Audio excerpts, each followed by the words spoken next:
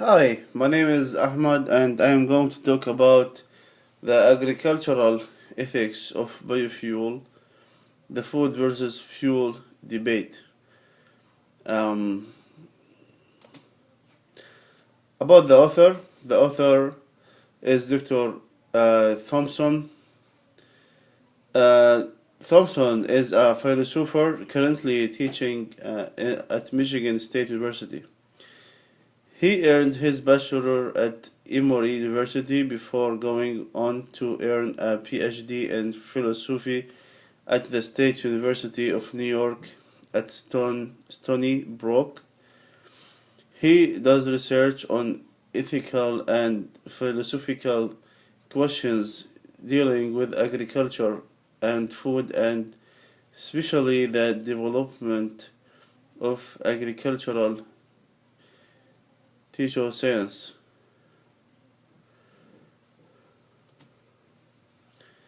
Introduction. Hunger is morally compelling.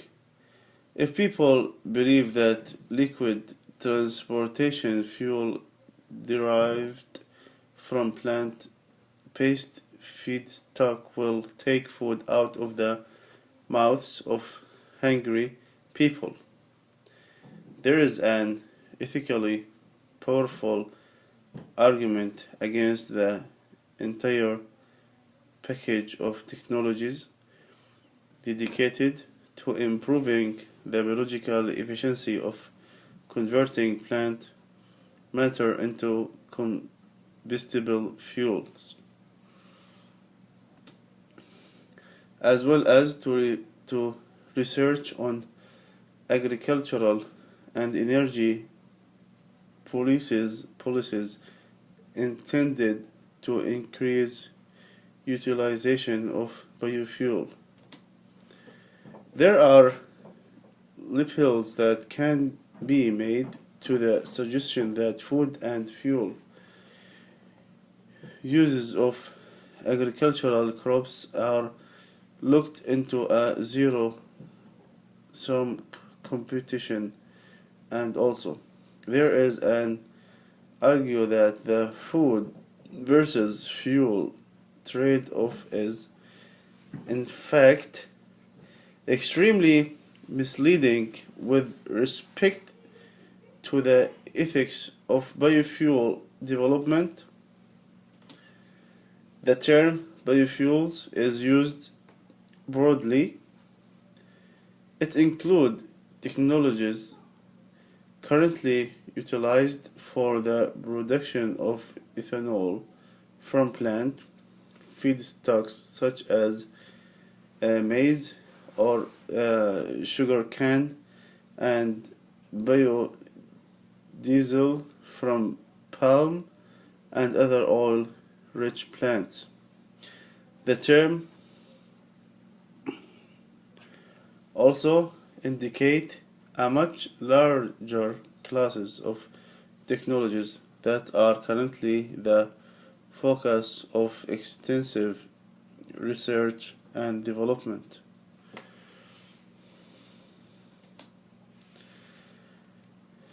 These would include alternative crops for ethanol and um, biodiesel production, such as miscanthus or jatropha, as well as more efficient utilization of crop residues or multi-use strategies that would combine extraction of starch for fuel production which use of remaining nutrients this which use remaining nutrient distiller's grain for animal feeding.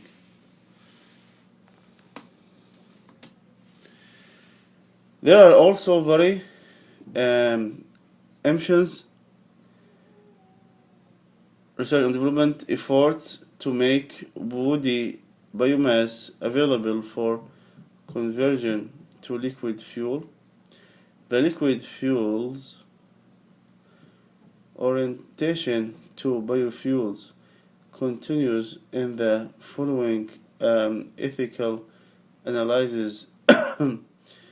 Thought some of the ethical arguments may well apply to other ways in which plant-based energy sources could be developed in the future. Why a focus on non-food crops, uh, Mises and Mark? The economical models of global commodity supply and demand, that general predication of higher food prices incorporate complex linkages among distinct agricultural commodities. In some cases, linkages reflect the fact that when the price of maize goes up, people will shift consumption to wheat or rice. This substitution effect then places upward pressure on these commodities, even though they are not currently being used as a source of sugars for biofuel production. But a more fundamental substitution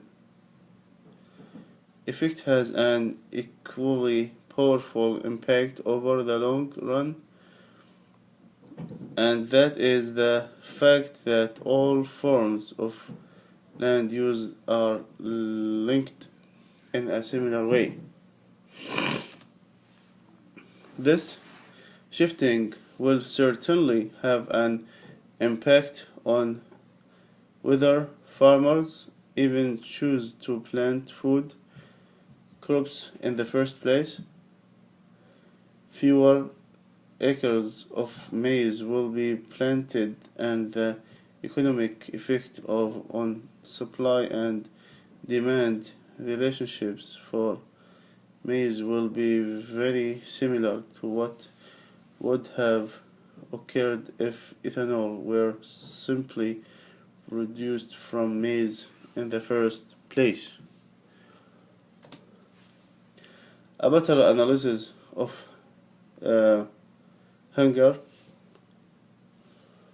if food is seen to be in conflict with biofuel because what may be eaten by a poor person is burned as fuel by a rich person, the economic implication is that both rich and poor are competing to purchase the underlying biomass of alternate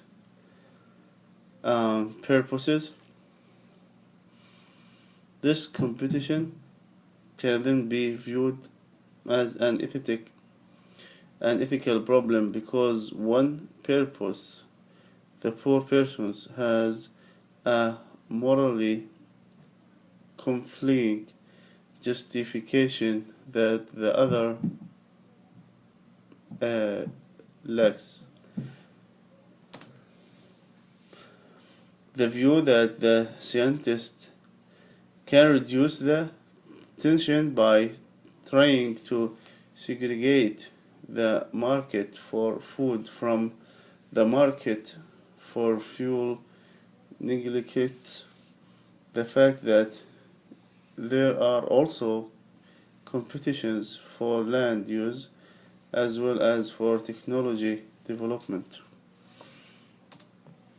The fact that poor people cannot compete with rich people for basic grains is structurally isomorphic, to the fact that they cannot compete with the rich when it comes land use allocation or to capital investment in a new technology.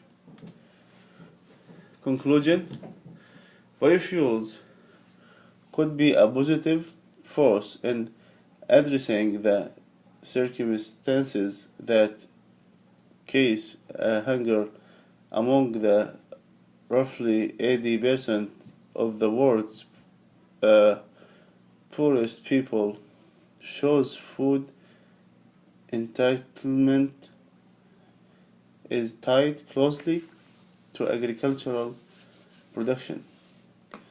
The reason for this is that these poor farmers do indeed need to improve both the biological effectiveness of their farming methods as well as the economic return on their farming labor.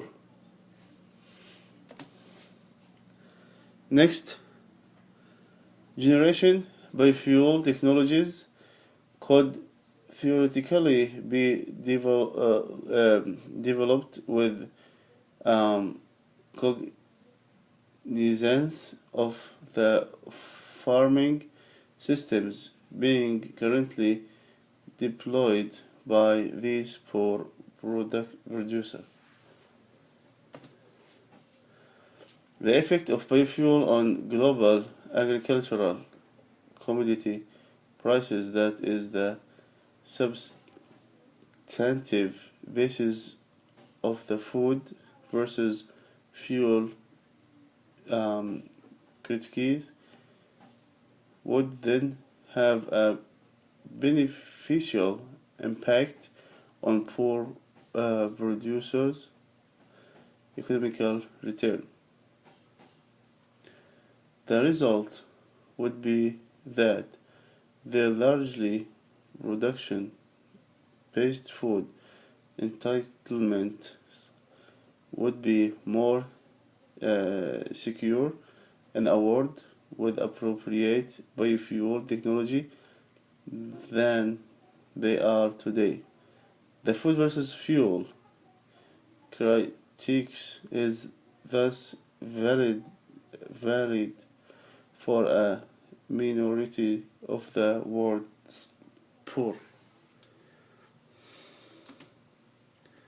Future study: the larger lesson of the food versus fuel debate may be to reinforce the ethical significance of a comprehensive and conscientious effort to understand and respond to the